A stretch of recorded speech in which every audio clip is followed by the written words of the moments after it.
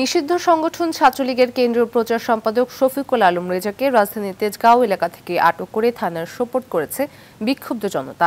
নাশকতার প্রস্তুতিকালে তাকে আটক করা হয় বলে জানান তেজগাঁও থানা ছাত্রদলের নেতাকর্মীরা।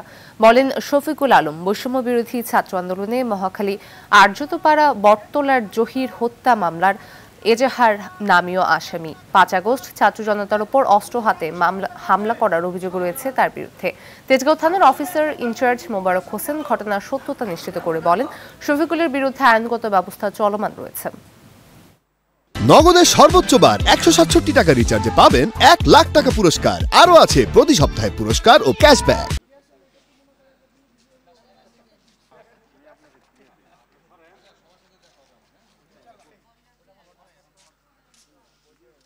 যেই ছাত্রলীগ হাইকোর্ট দ্বারা নিষিদ্ধ, এরা সন্ত্রাসী সংগঠন, নিষিদ্ধ সংগঠন, এই সংগঠনের কার্যক্রম আমরা কোনো মতেই ছাত্রদল এটা মাইনে নিতে পারবো না, ছাত্র সমাজ এটা মাইনে নিতে পারে না। জুলাই আগস্টের যে আন্দোলন, সেই আন্দোলনে নিজে অস্ত্র নিয়ে বিভিন্ন ধরনের যে নাশকতা হয়েছে, যে ছাত্র হত্যা হয়েছে, সেই ছাত্র হত্যায় নিজে মহাখালীতে আর্যকপাড়ায় জাহিদ হোসেন একটা মার্ডার হয়েছে। সেই মার্ডারের সময় উনি একদম নিজে সশরীরে উপস্থিত ছিল আসামি হিসাবে।